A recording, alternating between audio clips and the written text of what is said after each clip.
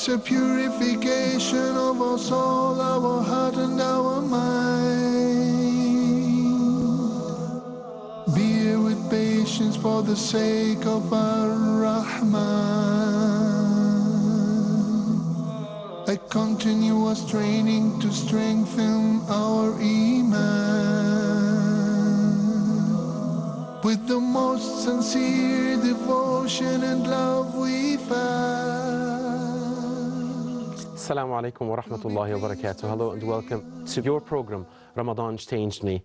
The program where we all together try to be the best that we can be and achieve positive change and self-development during the great holy month. Tonight's topic needs 300 minutes and not 30 minutes. So I will give the ball right away to our life coach, self-development expert, Sheikh Ramiz Ibrahim, because the topic is rage control or anger control. And I guess it is probably the most interesting for, I would say probably, for all of you and all of us here.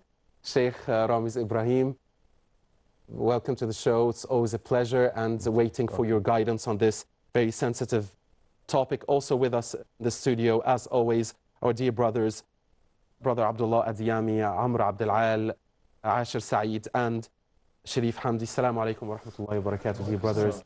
And Coach, the ball is yours. Rage control. Where would you like to start? Assalamu alaikum wa rahmatullahi wa barakatuh. Alhamdulillah, salatu wassalam ala rasulillah. This is a topic that's really cannot be given any justice by me. But it's something that it holds to my heart because I have suffered from rage in the past. Who hasn't? Well, yeah. Jazakumullah khairan. And because I've suffered it, I need to do something about it. When I say suffered it, I don't suffer. The people who are rage don't suffer. It's the people who are in front of that suffer. So we can't say we suffer from rage. Right. Rage. Because some people enjoy rage. Yeah. It's like a drug. You know, it makes you feel powerful, but it's really you're weak. You're in a very weak state. And I found myself asking the question, I need to do something about it. What do I need to do? Because I can't continue like this. It's just impossible. You know, breaking things and this. I don't mind saying it because it's lessened, I would say. And it's part of me that I need. And the more I teach it, the more I learn about it, inshallah. Allow me to say again, who hasn't? Yeah, jazakumullah khairan. And my foremost turning point was when I went to Umrah. I had to go to Umrah and get away from everybody. And you can't run away from yourself. But I asked Allah subhanahu wa ta'ala to actually remove this anger. I can't do it. I can't do it alone. It's impossible. It was just too much. And it was overbearing me and overpowering me. And I said, Allah, please, only you can help me. I can't do this alone. Alhamdulillah, it started dying off slowly, gradually, but surely. Until a point where now I have an anger problem rather than a rage problem. And most of these problems, they actually stem from, and I'm sure you viewers that you actually do have the same problem. And you need to really address this and be authentic with it. And you need to look in the mirror and say to yourself, do I have an anger problem? And if you say to yourself, no, you'd be lying or you're trying to hide something. Everyone suffers from it in some point of their life or in some situation. It's very difficult to employ the techniques on yourself because the nafs, it doesn't want to be reduced. It wants to be in the limelight all the time. And I'm sure you viewers, that you actually do suffer from it, and especially the fathers. The fathers have got so much, they're outside fighting the lions, and they come home, they have to fight the tigress as well. And the wives have to be helpful in this manner. Although you can't blame the people, you have a choice whether to react or respond. Which brings me on to a story, I'm sure many of you have heard this story, about a young boy who suffered from anger, and his father said to him, every time, for the next few weeks, every time you feel anger, I want you to hammer a nail into this fence. By the time he got to 37 nails, it got to the point where it was easier for him to control his anger than it was to bang another nail in the fence. So his father came and said, good, now take the nails out one by one. Every time you get angry now, pull the nail out. So after 37 nails, his father came and said, look at what's left over. Look at what's left over. Look at the result. Look at the damage. Look at the resulted damage of what's being done. Yeah, you can plug it up. And it was easier to nail it than to pick it out. Yes, it wasn't easier to nail it than pick it up. But in the end, he was adamant that he realized that it was easier for him to actually control his anger than it was to bang another nail in. Whilst I'm speaking, I want you guys to start thinking of a situation where you were in, that you were angry, you reacted, not responded, and that you regret. Very important to start thinking about this. And the fence will never be the same again, obviously. And that's the thing. We regret certain things that we do, but sometimes it's easier to try not to do the thing in the first place than to try and rectify it after, especially with anger. We know that anger is from shaitan, as he is made from smokeless fire. When Allah subhanahu wa ta'ala says to shaitan, what prevented you from bowing down for what I created with my own two hands? What did he say? Ana khayru min khalaqtani min nar wa khalaqtahu min teen. That you created me from fire and him from clay. Obviously, I'm better than him. So he was angry and he was racist against the human race, and this is where racism comes. If you find yourself, being racist or nationalist, or and it compromises your deen because of it, know that this is a disease in the heart. And viewers, you have to understand this as well. I know most of the viewers are from all over the country, and you're going to hear me, and I want you, there's an instinct to actually love your country. Not a problem. There's no problem to love your country, okay? But anything that in the dunya that you love over Allah subhanahu wa ta'ala, or over Rasulullah sallallahu alaihi wasallam, or over the deen, it becomes a problem then in your character, and you have to try and rectify that. And that includes anger. Because Rasulullah sallallahu alaihi wasallam, he never got angry for anything personal. He got angry just for the sake of Allah subhanahu wa ta'ala. And he said that the strong man isn't the one who actually has power. It's the one that can control his anger when he's in a situation of rage or anger.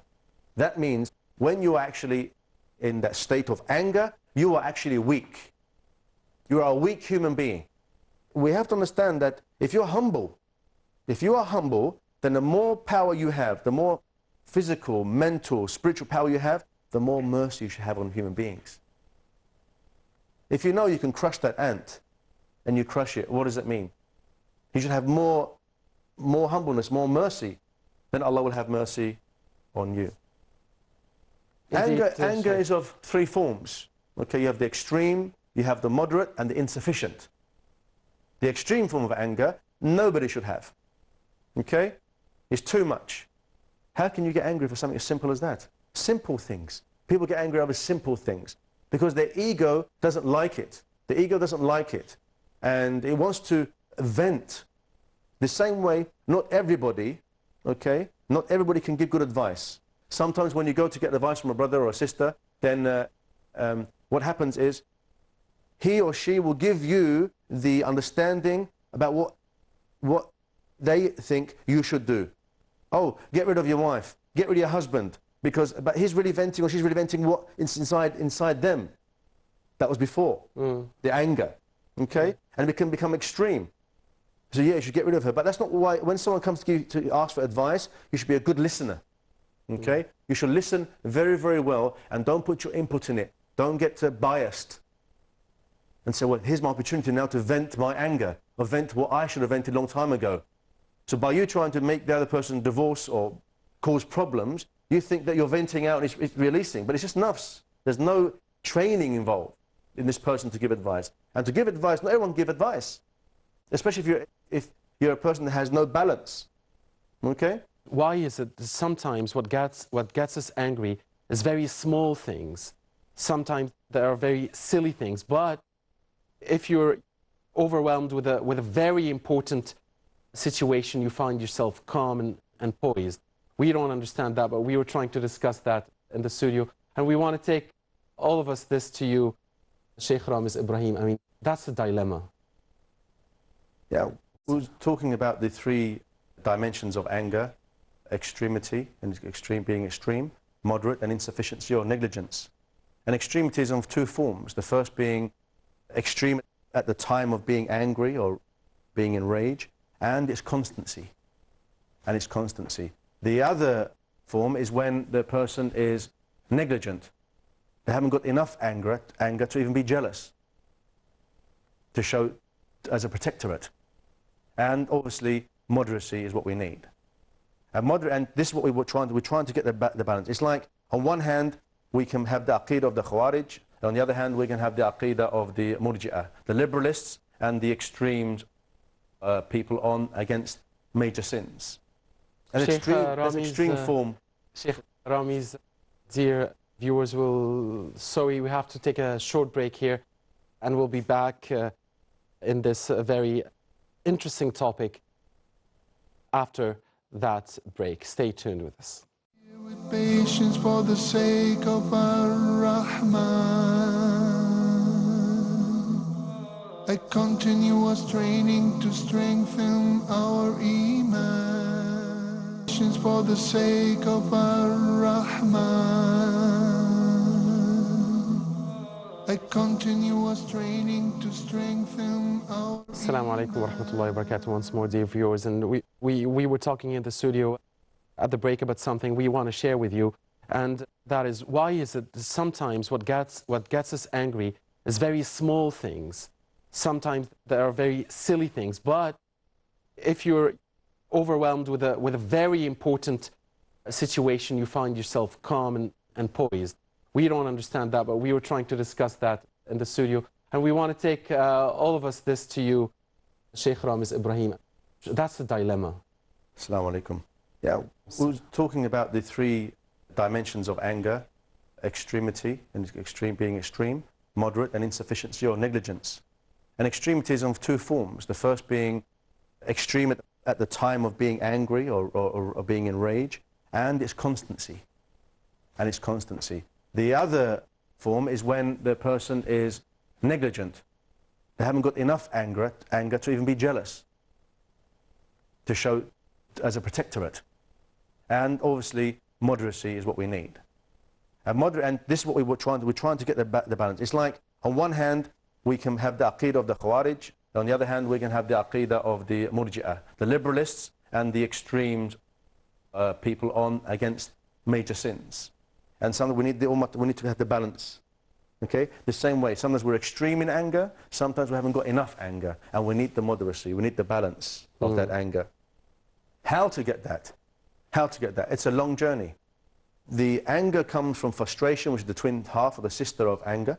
And when you feel like you've made a plan, doesn't go according to what you want, the way your way is, you get frustrated inside, and then it comes out in a form of anger or rage in a situation where it has nothing to do, like a simple situation. So the anger, there is no relation in the sense that it doesn't, it doesn't relate to the simple situation. The extremity of that anger is something may have fallen, and that's it. You just need a little excuse to vent it all out, because you can't hold it in. If you look at the Japanese, they know how to control their emotions. May Allah grant us all patience. Of course. We have with us Sheikh Ramiz, a phone call from Nigeria. It's Sister Sarah. Assalamu alaikum. Sister Sarah, are you with us? Assalamu alaikum. Thank you for calling. Wa alaikum assalam. You're welcome. Go ahead, Sister Sarah. Good evening, Sheikh Ramiz. Assalamu alaikum wa rahmatullah. Alaikum assalam wa rahmatullah. Yes, sister, I can hear you. Okay. My question, my experience with anger is, I don't think I have ever been in a situation where I'm angry with human beings. I think my situation is sort of anger with God, if you understand what I mean. I want to have this in my mind, maybe you understand. I said maybe time, and then I don't get it, and then I say, okay, like most of the time I pray, رَبَّنَا لَا تُزِغْ قُلُوبَنَا بَعْدَ إِذْ هَدَيْتَنَا وَهَبْ لَنَا مِن لَّدُنكَ رَحْمَةً إِنَّكَ أَنتَ الْوَهَّابُ. And then I find myself singing, things like that, and then I ask, what happened to the prayer? and it frustrates me and it gets me angry, and then I don't want to pray again. So, what do I do about that? Alhamdulillah. Thank you, Sister Sarah. Thank you. Appreciate your contribution, Sheikh Ramiz. This was asking that she makes the dua and it doesn't affect her? No, as I understood that usually she gets angry with herself, not with Right. other people, and sometimes she tries to calm herself by reciting Quran and so on, and sometimes it succeeds, sometimes it I doesn't. think she was trying to say that some du'as, she doesn't see them taking effect Right. in her life, maybe. Again, Right. Maybe. again, But she's expecting it black to- and white, it's Right. intention. There's nothing wrong with the prescription that Allah subhanahu wa ta'ala gives us, or the prescription of Rasulullah sallallahu alaihi wasallam gives us. There's nothing wrong with that. The problem is with us. If it doesn't work, we have to look back into ourselves. What's our intention? Okay? But we have to go back now into a little bit of a deeper context. That means how you were brought up. Did you see anger on a daily basis?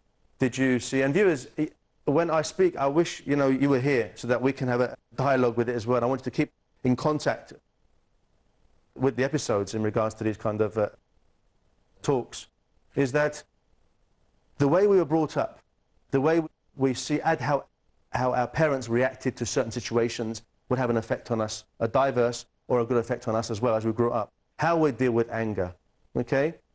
For example, some brothers are soft and they're tawada and they're very latif and they're very calm. And you ask them a question, is your mother very calm? And they will say to you, yes. And those brothers got an anger problem, seriously. I said, is your mother a very domineering woman? Is she very powerful? They'll say yes. It's my experience. And all this has to take in consideration. This is why anger management classes, training and finding out yourself by going to a trained person who can pick out some things from you, who you don't mind will look at you and say, I've just noticed something, that every time you get angry, you get a bit emotional behind it. What are you thinking now? And most often, when you do get angry, you think of a situation that happened way, way, way, way back in the past. Not this situation. So you're reacting to this situation for what happened before. I call it residual emotion.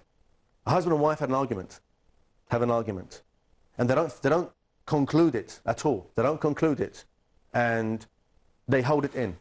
Next time, they're arguing about the broken cup, and he brings out, or she brings out, yeah, and do you remember 2 years ago? Do you remember last week? Oh, this happened. What's that going to do with what we're talking about now? Because it stayed in. The idea is to get trained that you can communicate with your spouse, communicate even with yourself. And it's very difficult to communicate with yourself because sometimes we're too hard on ourselves. Indeed. I think, Sheikh Ramiz, it's time for our brothers to communicate with us. Yes, and this is the question I've asked them earlier, that think of a time when you were really, really angry, you did something, and that you regret, and that it keeps flowing in your mind now and again. Who wants to start? Can you think of a time, Ashraf?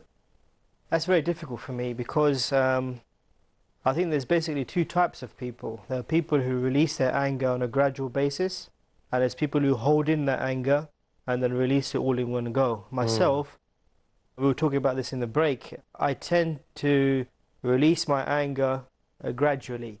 I mean, everybody lives a hard life and we have a lot of stress in our life.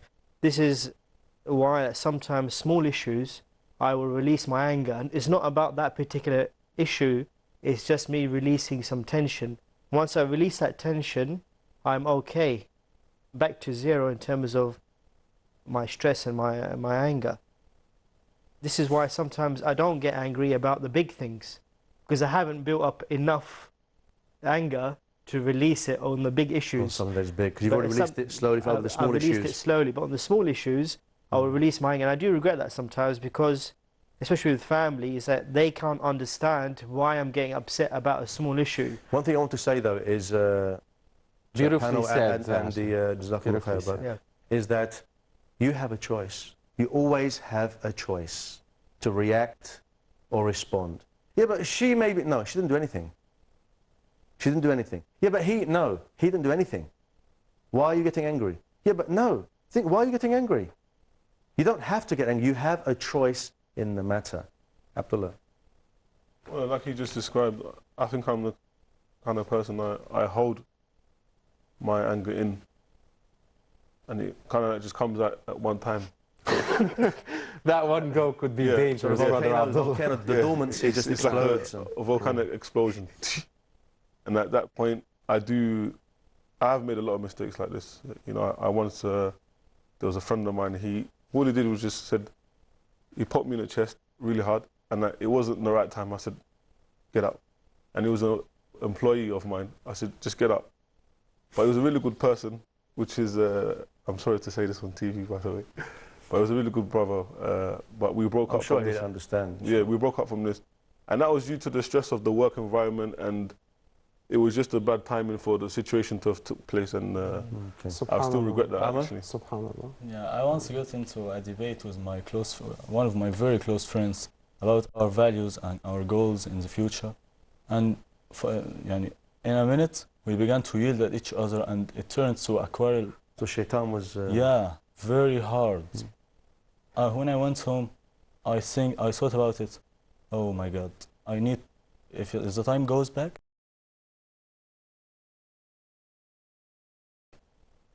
the deen gives you 3 days to wallow in it and think about it and regret it. I think something between us was broken in this minute, until now. Subhanallah. I don't know what to do. Make it easy, but try, inshallah. Sharif.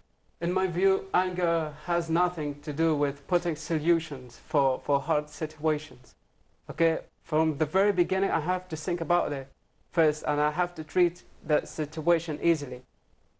A very important situation that had happened to me, and I always remember it, and I always regret for it. I had a girl in my class, she was only 10 years old, okay?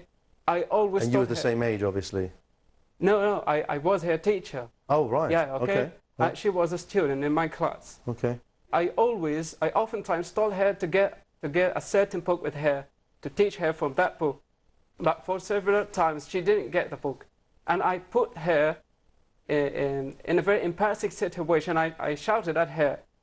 But later, I discovered that she was a needy girl and she could not get the book. Yeah, because and the fault was her father's, because he couldn't get the book. And I said to her, I'm sorry, I didn't know that. And I also offered her money to get the book, because I offered. So you rectified a bad situation with something good. Yeah. On a final note, I think that we have to discuss is the point that we have to be in a position where we recognize that does the situation require or necessitate this much anger? So some situations do this much attention. necessitate some anger. Yeah, and sometimes control. You want to control. And when you don't get what you want, you stamp your feet.